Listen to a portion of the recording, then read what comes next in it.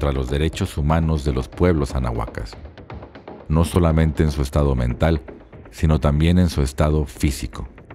40, 41, 42, 43, ¡justicia!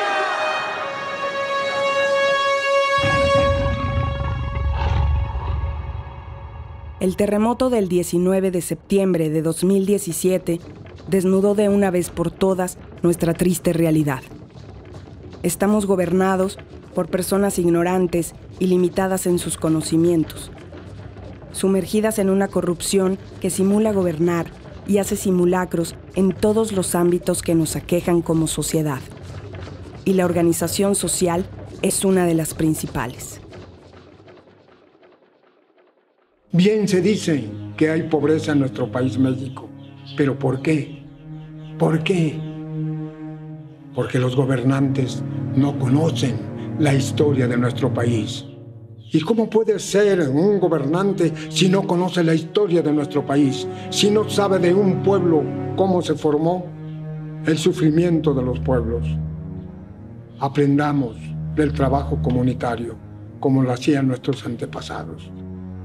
Así se formará una verdadera democracia, porque bien se dice que la democracia es la voz del pueblo.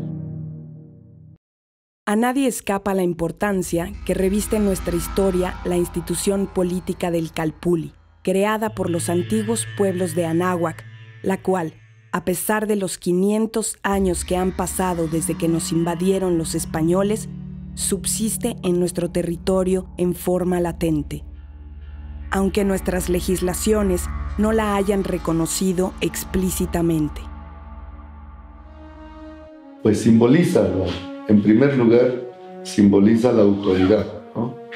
Que simboliza el respeto que se le tiene a la persona, ¿no? Al llegar a este nivel de desempeñar un cargo es porque has pasado por diferentes niveles, ser una persona respetable, ser una persona que has cumplido con ciertas normas dentro de la comunidad, que has servido en otros cargos menores, y entonces esta es la máxima representación que simboliza la autoridad del pueblo, no el poder como mucha gente lo dice.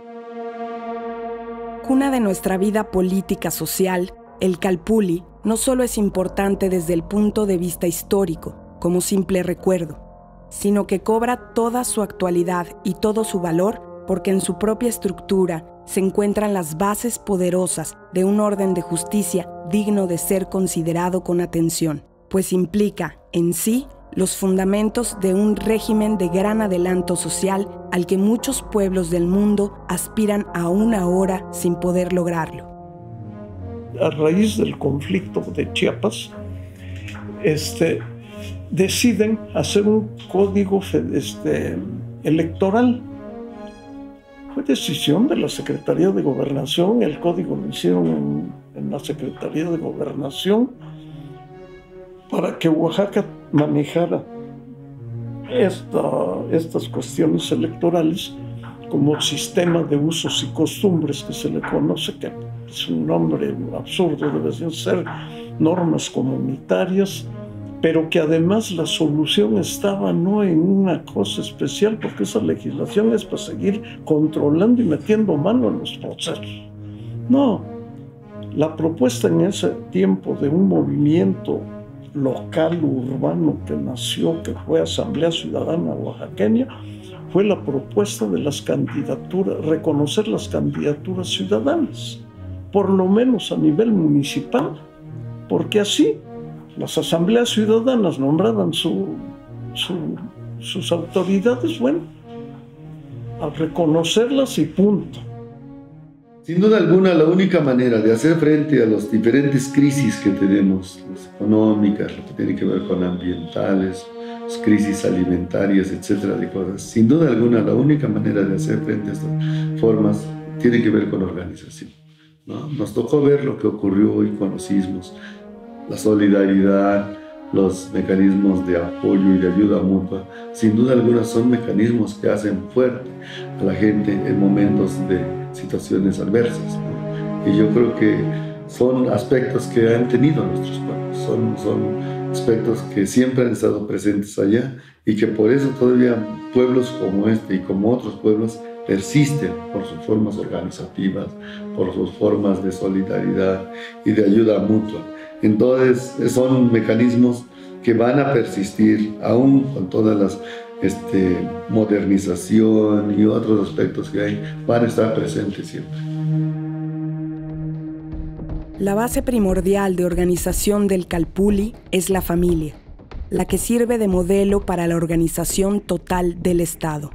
El Calpulli está constituido por 4 elementos interdependientes: territorio, autonomía, autosustentabilidad y autarquía. Este concepto es comunalidad y de él deriva una serie de conceptos que buscan la explicación del pensamiento o del razonamiento propio, que surge obviamente del trabajo, no surge del discurso, del dogma, del texto heredado de toda la bibliografía impuesta por Occidente. Esto nos ha dado a nosotros una gran ventana para explicar por qué somos lo que somos.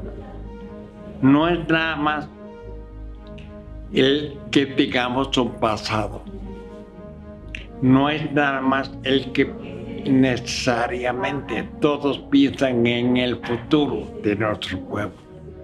No, sino el cómo en este momento mantenemos en alto nuestra manera de razonar, de explicar el mundo. A diferencia de muchos estudiosos, académicos, antropólogos sobre todo, que insisten en que la base de la organización social de los pueblos es el individuo, yo lo que he visto es que son las familias. Yo, en mi tierra, no soy nada fuera de mi familia. El Anáhuac posee en las comunidades indígenas y campesinas la práctica de la más pura democracia representativa. Toda esta experiencia civilizatoria se dio precisamente por la organización política de los pueblos del Anáhuac, es decir, su sistema de organización que yo le he denominado de democracia ascendente, es decir, los que se elegían para representar a los calpulis eran porque eran las personas mejor preparadas para representar a su comunidad. Es decir, lo que ahora tenemos es una democracia descendente, yo también le digo decadente, porque pues hasta el último presidente municipal está elegido por su partido y por lo tanto todas las decisiones de quiénes nos van a gobernar vienen de arriba. Y entonces pues no me parece muy inteligente porque no estamos teniendo en el gobierno a las mejores personas gobernándonos, porque los eligen para sus propios intereses partidistas, por su lealtad a una bandera, pero no para una lealtad para un gobierno y una representación verdadera hacia el pueblo. Nosotros como mujeres nos organizamos por ejemplo en este aspecto del taller, con un objetivo de presentar, de dar a conocer nuestros productos y de poder obtener de ella algo de ingresos. Entonces nos juntamos, primero las amigas, las compañeras. Varios calpulli se organizaban y formaban un huey calpulli. Varios huey calpulli formaban una federación. Varias federaciones formaban una confederación. Todas y cada una de estas formas de organización, sin importar su tamaño, mantenían como base estos 4 elementos constitutivos.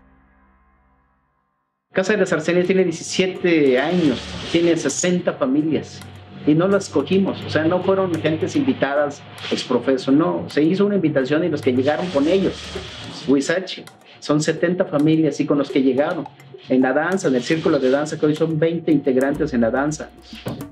Hay gente que llegó y están tocando el huehue y ellos llegan, hoy puedo participar. Y con ellos estamos construyendo. O sea, no son las personas, son las formas en las que tenemos de relacionarnos. Si yo a ellas les grito, les meto a la madre, las exploto, pues no van a estar.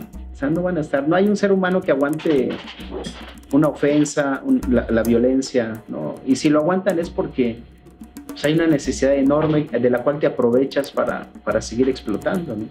Las grandes empresas tienen una deserción del 30%, están rotando su personal porque la explotación es increíble.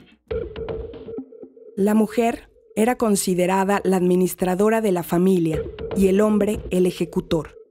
El concepto de servir a la comunidad, la asamblea, el mandar obedeciendo y el bien común sobre el interés individual serán las bases esenciales de la democracia participativa más antigua y en operación en la historia de la humanidad ahora.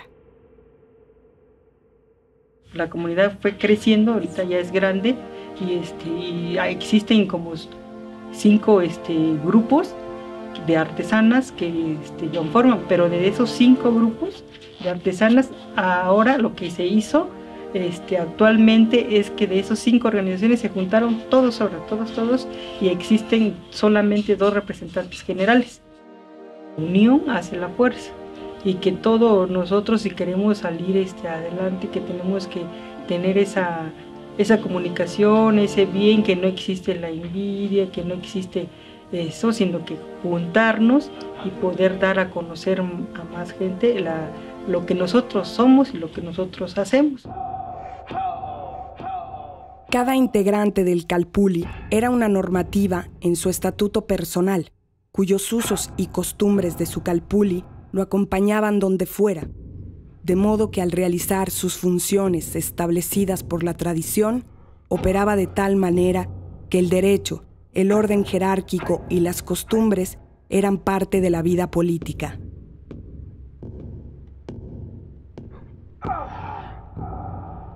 Todo miembro activo del Calpulli tenía derecho a una parcela única y proporcional a sus necesidades, que obtenía por sorteo, designación y decisión de la Asamblea de Representantes o Tlatocan del Calpulli. Si no la cultivaba por 2 años consecutivos, sin una razón aceptable, se consideraba libre y abandonada y pasaba a poder de nuevas familias por decisión de las autoridades del Calpulli. Lo anterior los llevó a la conclusión trascendental de que mientras el individuo desaparece, la colectividad permanece.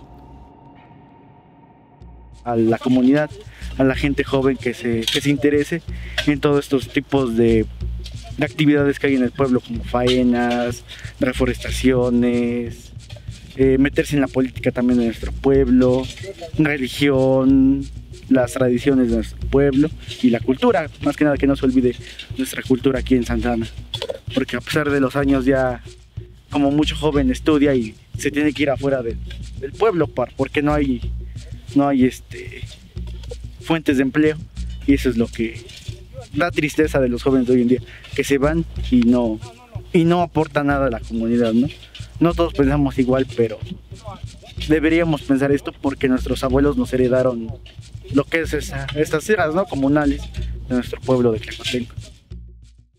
Estamos tratando de darle la figura definitiva a todo ese esquema de que son como 7 empresas diferentes, como una cooperativa, pero con esencia comunitaria.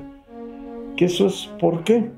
Los socios de la cooperativa, que de hecho así ya se armó, son 2 que representan a su comunidad y que le rinden cuentas a su comunidad, y que utilidades que sacan se aplican en cosas de la comunidad. Es decir, ese paso de una cooperativa, que no son cooperativistas, sino que representan a una comunidad, es el paso que tenemos que abrir. En eso estamos ahorita, pero para partir tuvimos que empezar por regularizar la cuestión agraria, porque lo que pasa en nuestras estructuras agrarias comunales ojidal es que no actualizan su padrón, y legalmente lo que vale es la asamblea de los comuneros, de los ejidatarios, pero que estén reconocidos legalmente por el Registro Agrario Nacional.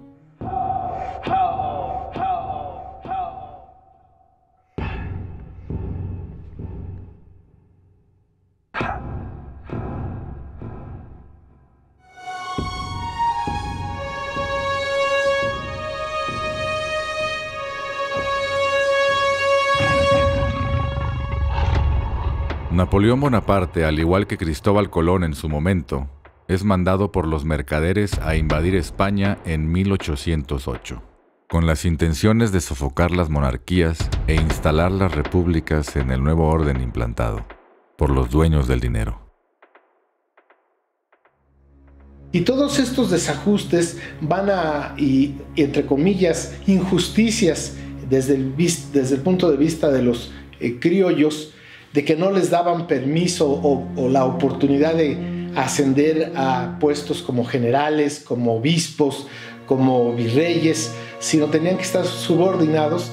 Todos estos problemas van a traer como resultante el estallido social de 1810, que, como dijo el cura Hidalgo en Dolores, es hora de matar gachupines.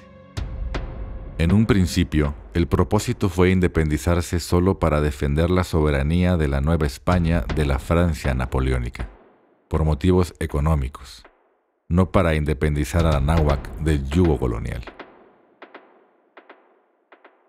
Es por eso que la idea de la insurgencia del Bajío, liderada por el cura Hidalgo, siempre fue la de regresar al modelo colonial una vez liberados los reyes de España, pero con nuevas leyes que atendieran a intereses económicos y aspiraciones políticas que favorecieran a los criollos.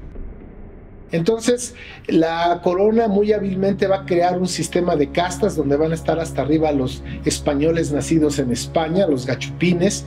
En segundo nivel van a estar los españoles nacidos en América, aunque tuvieran padre y madre española, ya eran de segundo, no podían utilizar o llegar a los puestos más altos en el gobierno, en el ejército, ni en la iglesia.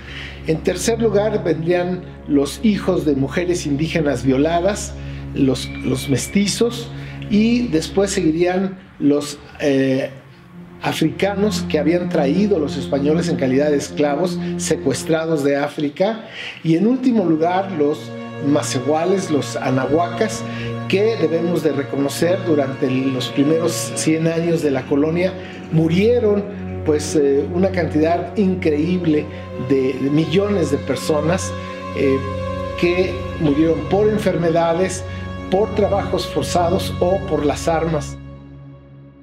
El movimiento independentista inicia desorganizado y sin fundamentos militares, asusando a los pueblos indígenas para que lucharan por la causa de los criollos, prometiéndoles con la victoria la liberación de su yugo explotador.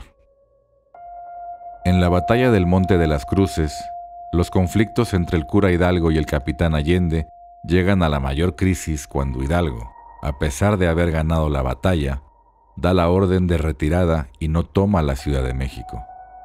Es ahí cuando el ejército se divide en dos y son aprehendidos por las fuerzas reales, quienes decapitan a los líderes para después colgar sus cabezas en las 4 esquinas de la alhóndiga de granaditas, como símbolo de la rudeza del ejército real.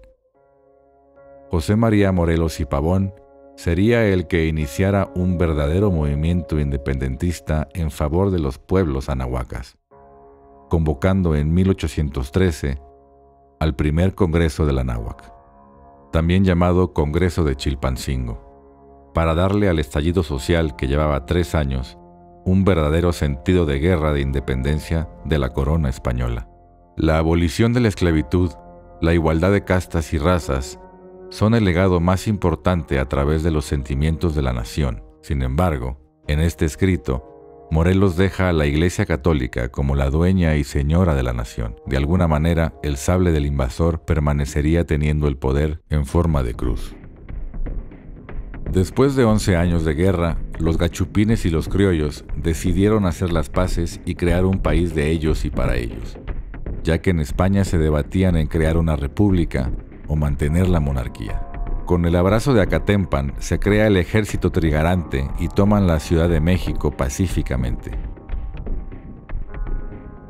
En 1821, Agustín de Iturbide proclama el primer imperio mexicano de la náhuatl, y posteriormente, el 4 de octubre de 1824, se crea oficialmente los Estados Unidos mexicanos.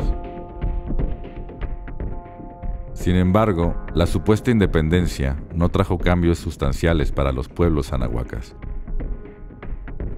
y sí para los criollos, que en 1828 expulsan a sus aliados los peninsulares y se quedan dueños de su nuevo país. El problema, hasta nuestros días, es que se dividieron en dos bandos una vez más: liberales contra conservadores, federalistas contra centralistas, y ahora priistas, panistas, morenistas y perredistas que siguen traicionando el proyecto de nación anahuaca. Está reglamentado ese artículo, y si tú lo ves totalmente contrario, realmente a favorecer que se restituya para los pueblos originarios esta justicia social. Pone una serie de trabas. Entonces, ¿qué es lo que tenemos que hacer en los pueblos originarios? Pues sí tenemos tradiciones, usos, costumbres, normas, instituciones, ¿no? Y esto nos permite tener una autonomía. Pero esa autonomía interna no es suficiente para poder contrarrestar la política depredadora de un gobierno como el que tenemos en México. Y el que venga, ya del color que sea, no van a poner atención justamente a los reclamos de las comunidades, y mucho menos a rescatar este hermoso país. Durante el siglo XIX no se canceló el modelo colonial de explotación tanto de los pueblos anahuacas como de los campesinos mestizos. La independencia solo fue política de España, mas no económica, social y cultural.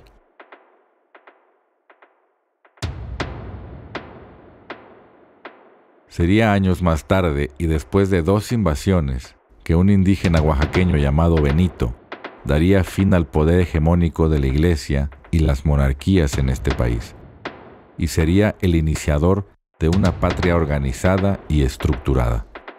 El problema, otra vez, es que Juárez será el artífice de la política exterior que hasta hoy es el modelo de negocio de nuestro país.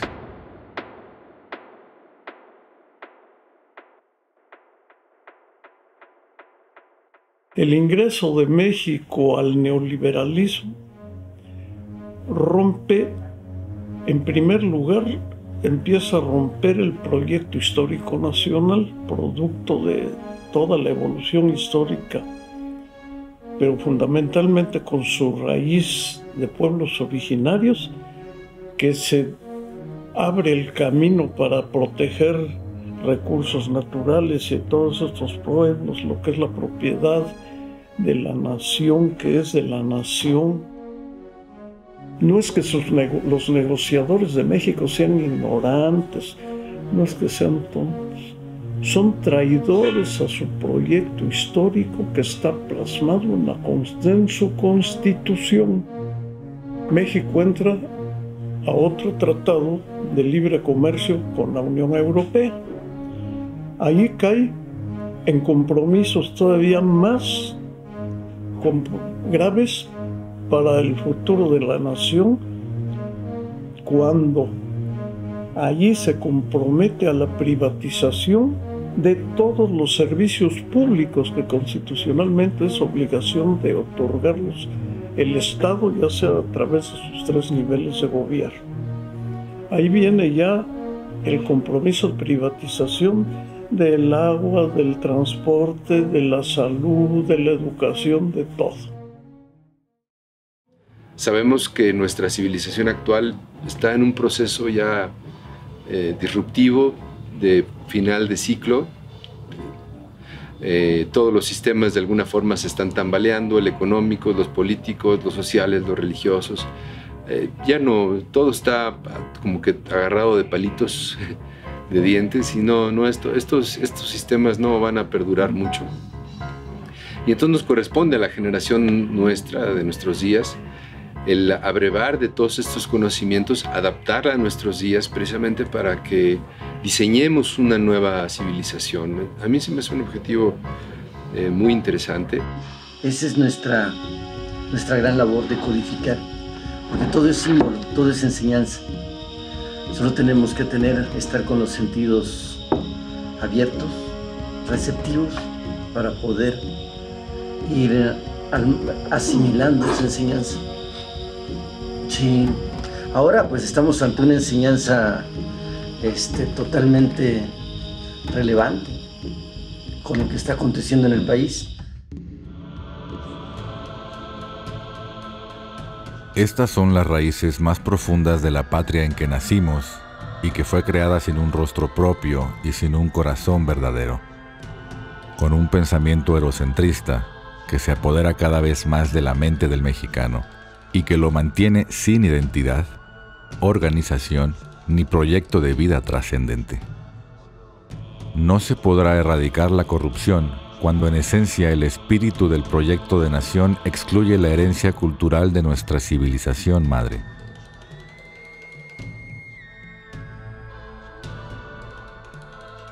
La sociedad mexicana está más consciente, comienza a sentir la necesidad de una nueva forma de organizarse, en donde la comunalidad se viva desde la niñez y se emane de generación en generación. Ya se ha dado cuenta que el cambio no vendrá de un iluminado, ni menos de los políticos. El mexicano de ahora sabe que el cambio está en los hábitos y costumbres ancestrales aplicados a la familia, en la creación de núcleos de respeto, amor, entendimiento y participación comunitaria en pro de la vida y la naturaleza. Después de casi 5 siglos de padecer una educación y una organización colonizada, es impostergable elaborar un proyecto propio que incorpore los elementos más importantes de las dos culturas que nos conforman y que con ello se pueda desarrollar una verdadera nación con mestizaje cultural en plenitud. La resistencia y permanencia cultural a través de la corrupción debe terminar ahora, ya que se ha convertido en el más grande lastre que impide la creación de un nuevo proyecto nacional de cara al siglo XXI, en donde ya no será la tecnología ni el dinero lo que lidere, sino la calidad humana, la capacidad de organización y el conocimiento y apreciamiento racional de los recursos naturales.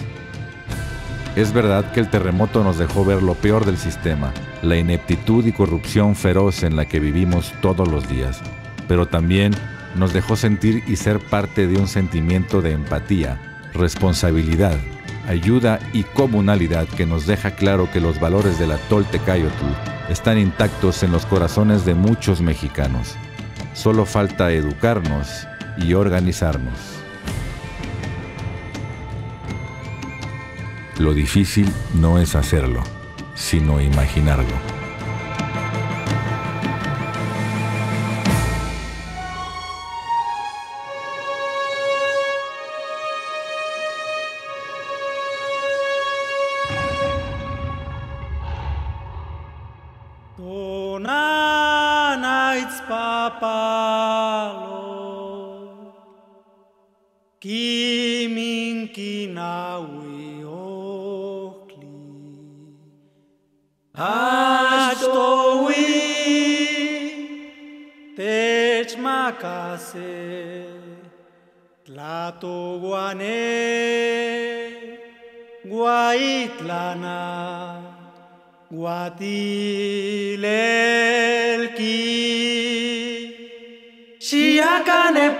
Magueyes fiero, Makichi Wakase Kali, de Nepali Magueyes,